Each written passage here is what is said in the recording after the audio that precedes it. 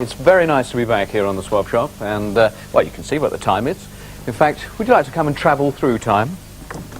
So episode 7 has one of the biggest scenes, and it involves no action. It is you telling your friends and family that you don't like girls.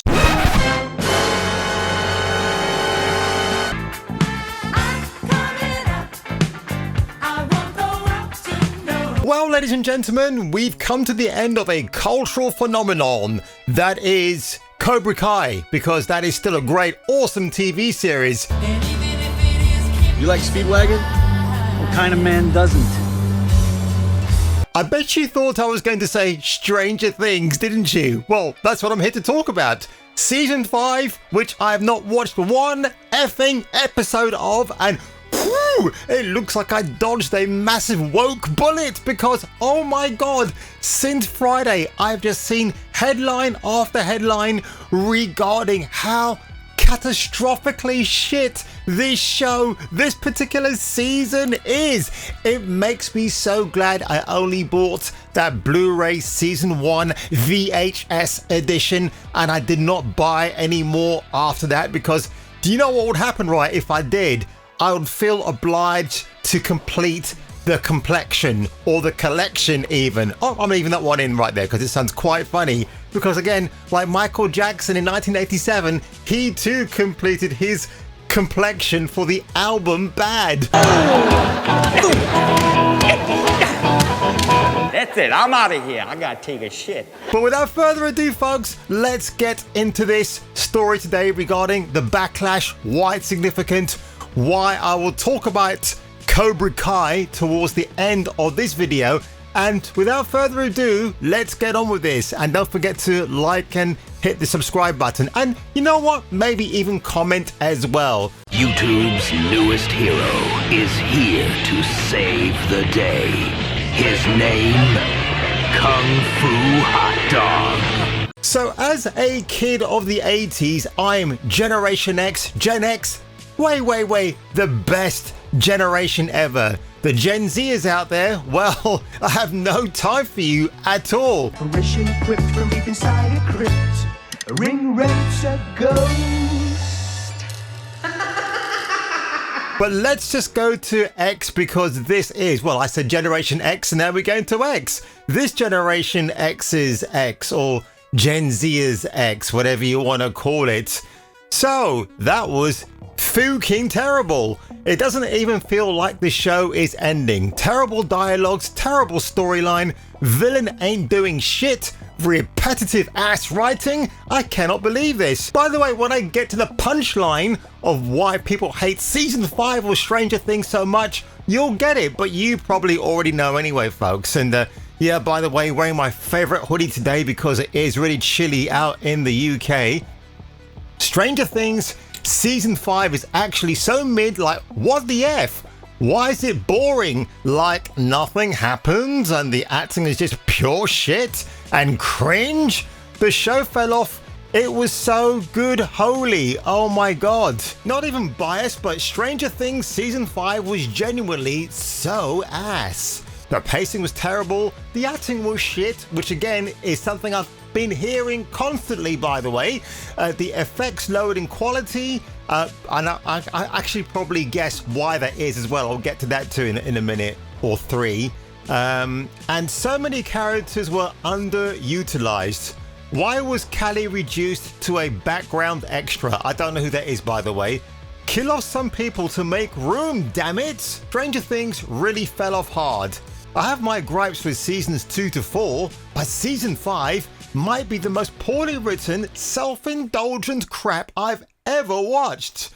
Season 4 created an insane amount of intensity only for Will to come out in season 5 so he could beat Vecna with gay joy.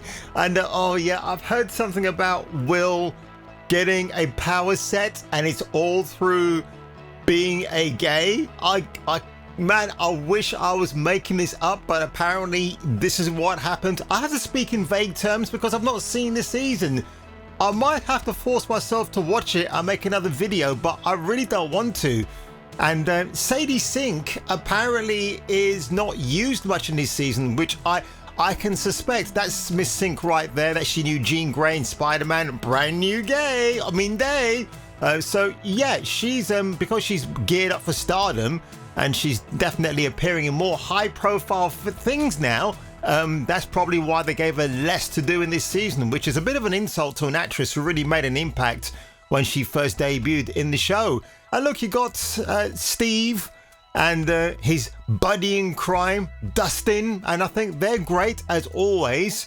I've actually heard they've got some of their better written scenes throughout the show, but it's not enough to make up for the fact that, again, if this show is so poorly written and virtue signaling homosexuality, because again, back in the 80s, folks, that was a very repressed thing. So the Duffer Brothers, who claim to be Generation X, but I don't believe they are, they're more like Generation Sex for the wrong reasons, then why the hell, bro, are you taking something so sacred, so beloved, like the 1980s, and you're turning it into modern day audience politics bullshit that nobody wants to waste their time with, like this man here? Such a waste of time. 11 completely sidelined. Carly giving nothing. Burger, despite her being iconic. Jonathan and Nancy lost ASF. Dustin and his ass bringing up Eddie. Oh god. Heartstopper coded coming out scene.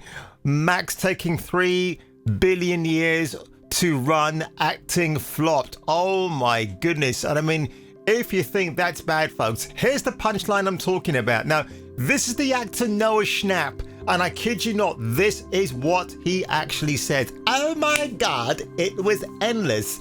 It was like a 12-hour day of just that monologue. It's the monologue where he comes out, despite the actor in real life being gay. And since season 1, we kind of knew he was a bit of the old teapot and the spout, if you know what I mean. Slow burning and leading up to it since the very first episode of the show. And I mean, I remember in like seasons 3 and 4 wondering, like, are they ever gonna write it? How are they gonna write it? And then we got here to season 5 and they did write it, and they wrote it not just with Will and Joyce, but with the entire cast standing there. And we weren't even done after the 12-hour day. It sounds like he was enjoying more than his script writing with the Duffer Brothers, if you get my drift. We came back, as opposed to coming out, a week later to reshoot certain parts of the scene for another 12 hours.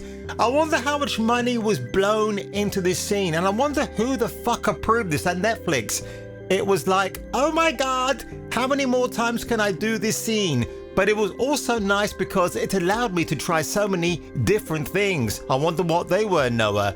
I never felt stuck to anything. I got advice from Maya Hawke on how to prepare for it, because there were so many lines, more lines than I've ever had before. Nerve-wracking, and of course there's the pressure of like, this is actually going to impact so many real people, so many young Wills out there who are struggling themselves, and you want it to be so perfect to make sure it's good for them and so empowering, and this is going to live on for so long. I'm not sure if Ethan Hawke and Uma Thurman's daughter Maya is gay in real life. I'm thinking she's not, but I could be wrong about that. And if you think the drama on X was bad enough, I mean, have a look at this. People are just posting GIFs and memes. They really hate the shit out of the show. Stranger Things 5 really paused the apocalypse for a 10-minute coming out therapy session. Stupid and forced. Focus on the monsters, not this pointless side plot. Ruined the finale hype. There's a 2-hour film coming out soon, isn't there? Coming out because Will is very, very gay and coming out. Do you see what I did there? I'm just such a genius. Oh my god. Differently.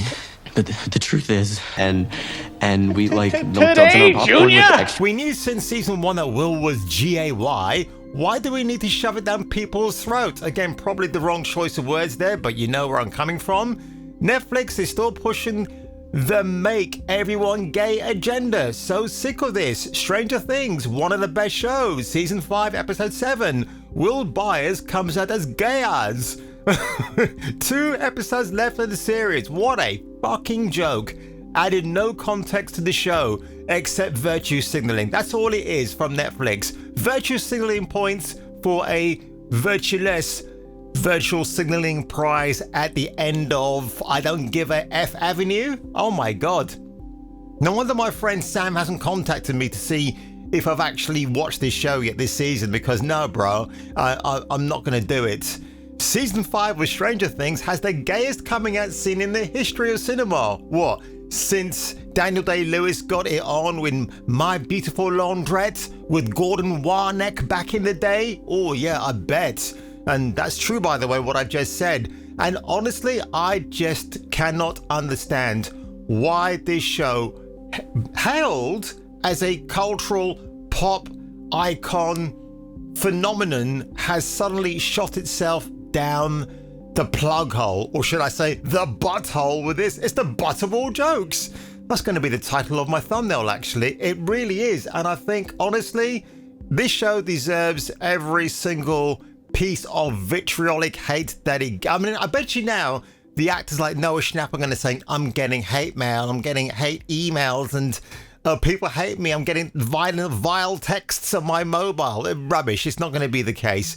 And that Park Place, again, they've devoted a whole article about this. I'm pretty sure for days to come that, again, people will be raining upon this.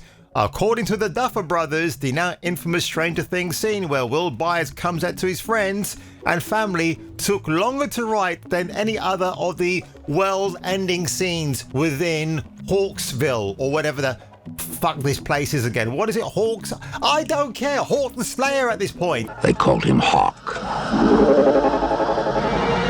He had one secret weapon, the ancient power of the Sword of Mind.